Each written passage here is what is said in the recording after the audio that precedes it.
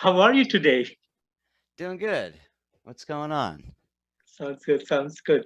So, Disco Balls to the Walls is scheduled to be released on July 30th. So, can you tell me a bit about the production behind this album? Sure. So this is kind of a greatest hits collection. Um, we've been putting out records for years. I think we have 6 studio albums before this, Yeah, and we've never really done a proper worldwide release with a label like Napalm. yeah. So we decided it'd be best to do something like that for a first album with them. Um, Everything has been at least remastered. There a lot of songs have been remixed, and there are even some new versions of some of our favorite songs. Sounds, sounds good. Sounds good. So, from the Bee Gees to the ABBA to to the movie Grease and everything, you got everything inside of it. So, how did that idea come up to you? Well, it all started as what some might call a really stupid idea of doing heavy metal versions of Bee Gees songs. And we thought it was a joke, really, at first. Mhm. And then we started putting the music together and taking in front of audiences, and it was clearly more than a joke. It just connected like creatively for us, and then Yeah, connected with audiences very quickly. Um, yeah, our the first gig we ever did, we were supporting the Aquabats at BB King's mhm. in Times Square in New York City, and um, we walk out looking fabulous in our tight fitted satin and spandex, and and immediately, like, the audience, like, 1,000 people, like, whoa, look at these guys. And then uh and then we start to play these Bee Gees songs, and a lot of times you may not recognize the song because we really change the whole feel and everything, Yeah. so you may not recognize it at first. And it was really fun to see people slowly recognize what song we were doing, and then they'd go nuts. And so, yeah, what started off as just kind of a silly concept, Mhm. you know, turned into a career for us. That's awesome. That's awesome. And talking about this particular song in this compilation, Raining Blood, it's raining men. So how was that thing with Slayer and the Weather Girls? So with what it sounds amazing, but it's how did you think like let me put something like this and let's see what it comes out. So how did that idea came up? Well, a lot of times when we come up with a new song to work on, like a disco song or a soft rock song from back in the day, we think of what metal song or kind of vibe could we put with it, that what would work like that. And for this, it was very simply the word raining. um and yeah, we put that together, and one of my favorite things is to play like a brutal metal festival somewhere, like in Europe or something, and see these guys in their battle jackets, looking hard, kind of looking at us suspiciously, um, and then, like, then we throw in some Slayer, like, okay, that's cool, and then we start playing It's Raining Men, and then by the end of the set, it's just like everyone is doing the YMCA dance with us. You can't help but get swept up in the insanity. It's interesting. It's interesting. So on your touring, so how does it all the vibes get through? Because you bring both metal as well as the 80s and the sound and disco into it. So how do people react to it? And what is the kind of thing you get from the audience? Well, like I say, with the metal festivals, that's the the reaction across the board, which is kind of cool to see. Um, uh, uh, Something I love about about this band is our audience demographic is basically anybody who goes to see a concert this year. You know, you have like teenagers bringing their parents, you have Yeah. parents bringing their teenagers, you have people who love metal, people who would never listen to metal, people who hate disco.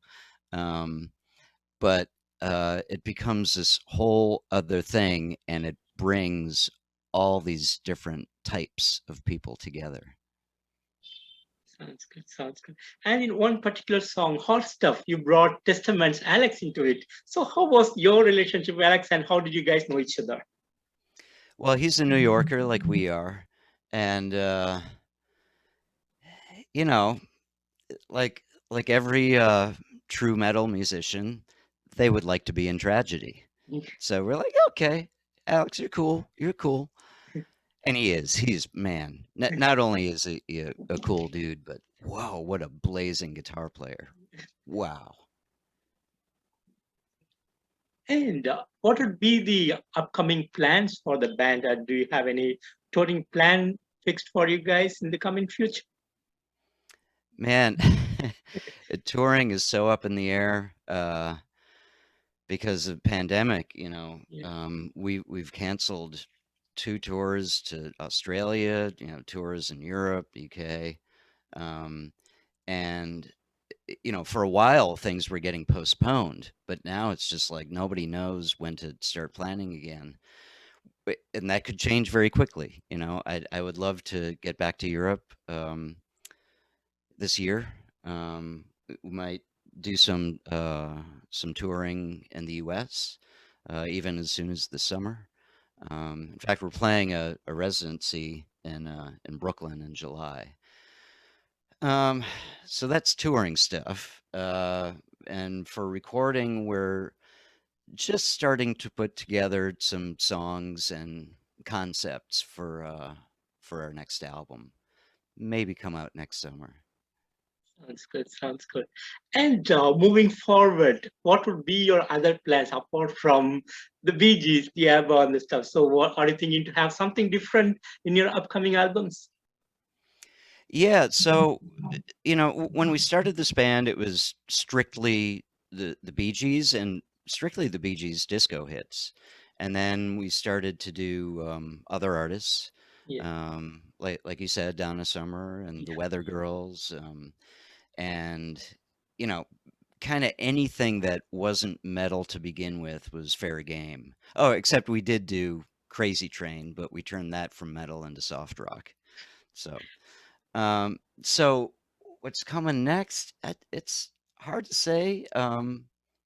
It could be it could be anything, you know, maybe we'll go all Disney. Maybe we'll do all the Disney hits, but make them metal. Sounds good. That will be a different concept, and I Yeah. believe people would love it. On a metal version. Some Interesting. people would hate it and some people would love it, and then the people who hate it would learn to love it because that's the way it Absolutely. works. Absolutely. Absolutely. And more than a Bee Gees tribute band, you guys made it more funnier by keeping the names as well as a tribute to the Bee Gees. So, how did those crazy name ideas came up to you guys? Yeah, that's you know, when we started, we were just doing Bee Gees songs, so we came up with character names. Um, you know, Barry Glib was our lead singer for most of the first album, and I named myself Mo Royce for Morris, of course. And of course, we have the Lord Gibbeth. Yeah. And then on one tour, we had a substitute for the Lord Giveth. It was the Lord Taketh Away. Sounds So, you know, interesting. we just come up with some silly stuff and embrace it. That would be interesting. Yeah, nice, nice. And it would. I feel it would be interesting if you guys play along with the only living member of the beach is Barry Gibb. So you guys perform together. I think it would be really cool to see you guys on stage together. What do you think about that? Yeah, wouldn't that be amazing? Yeah, I gotta say we were a little hurt when he didn't invite us to play on his duets album. but actually, his son Steve Mhm. is his musical director, and he's a big metalhead. He's a great metal guitar player, and uh, yeah, he and other members of the Gibb families have been in touch with us almost since the beginning, and they've been very supportive. But yeah, that would be the ultimate, wouldn't it? Like uh, tragedy with special guest star Barry Gibb. That will be really awesome. I'm looking forward to that to happen. Yeah. And can you tell me some of the greatest moments that you had over the years? Well, um, yeah. So, uh, first big metal festival we played was Bloodstock. I want to say in 2013, and we'd never done a festival like that. And we toured in the UK a bit, but never done like a we toured some headlining stuff, and we toured with Electric Six and the Wild Hearts. Um, but we didn't know what we were getting into, uh, with a real metal festival. And coming from the US, we thought, well, people are going to really be mean to us. And it was the opposite. It was really amazing. But we did catch some amazing shade from the band that played right before us on our stage. They were coming off stage and they saw us dressed the way we were, and they were dressed like all medieval, like, swords and chainmail and armor and everything. And we hear them say to each other as they're walking by, "Look at those guys. How do they ever expect to be taken seriously?" Interesting, interesting, interesting. And when you started, did you guys all love the Bee Gees and the 80s disco music, or you just like that for fun you started this band? Well, like most musicians, metal or not, like we love all different kinds of music. We weren't like Bee Gees fanatics. It was really like, oh, let's come up with a kind of silly idea to do a couple shows with, right? Um, and it was really after we started the band that we got, deeper into their catalog and their whole bio and everything, and all of that, disco and soft rock culture. And it's such a, you know, back in the day, like that, the cultures of, rock and disco, they were just at war with each other. And, disco fell out of favor. Disco became such a big joke to people. Yes. And then 10 years later, hair metal became such a big joke to people. You couldn't do anything more stupider. And we're like, well, let's take these two things that were once so popular and then fully rejected and do them both together. That was amazing. That was amazing. And I feel like this is like really because people who are from the 80s, who listen to this kind of music from the 80s, like the ABBA, the Bee Gees. So there was one band, which is a tribute band to the Bee Gees, that is you. And there was one band from Sweden called ABBA Goes Metal. So these are two bands. Right. It was something different from the rest of the band. So it was a real good idea. So, and also you guys got signed up with Napalm Records. That's even amazing. That's so how this road to success happened to you guys? How did what? How did this road to success happen to you guys? Well, so it kind of it all happened very fast. Like I said, we started it with a concept. We were offered a weekend of shows at Irving Plaza in New York City, which is this, classic 1200 cap venue. And there is, I think, a Neil Diamond tribute headlining, and the promoter said, "Hey, you guys want to come up with some, fun idea to support for these shows?" And we came up with this, and before we could even do those, we got offered from the demos we made. We got offered that show at BB King's, and we're playing immediately in New York City to these very, very big houses. And from there, we got the attention of the Wild Hearts in the UK, and they put out our first record on their label in the UK and Japan, I think it was, and then brought us on tour in the UK. And the end of that tour, we did a show with Electric Six in London, and from that, they're like, wow, you guys got to come on our next tour in the UK, which was just a few months later. Um, and then it was like, went from this like I idea, started in my recording studio, and then within it was about a year or so, we were touring internationally. Um, and so then we're doing it, really kind of building a name for ourselves, and putting out our own records, but touring pretty consistently in the UK and parts of the US and parts of Europe, and hitting some of these great festivals in Europe too. And it was our last show before the pandemic hit, March 14th, 2020. It was our last show of our UK tour. We're kind of the last band standing. And we're playing in London, and we met with a manager who wanted to work with us. He's from Germany, came to London to see us, and he's like, "Why haven't you guys put out your albums on a label?"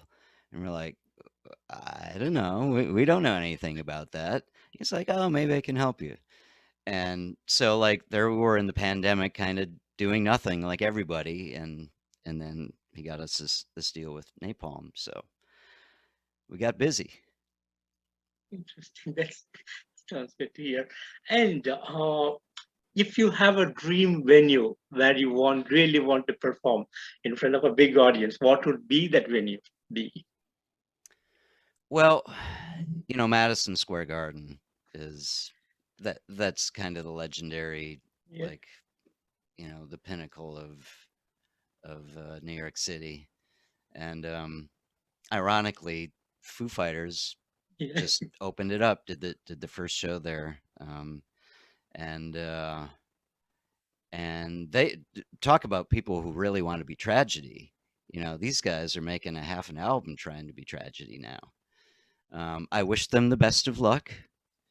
Not everybody can do it. Like even the greats. Ozzy Osbourne tried to do Staying Alive, and we love you, Ozzy. We worship you, Ozzy. But sometimes you got to leave it to the professionals. absolutely. Absolutely. And finally, what would you like to say to your fans around the world? We know how much you love us. We love the way you look at us. And we love you back. And we hope to see you real soon. Awesome, awesome. And thank you so much for the music, the amazing music you guys are giving. And thank you so much for the opportunity to talk to you today. It's been a pleasure. Yeah, my pleasure. Thank you Thank so you. much. You have a good day. All right, you too. Bye bye.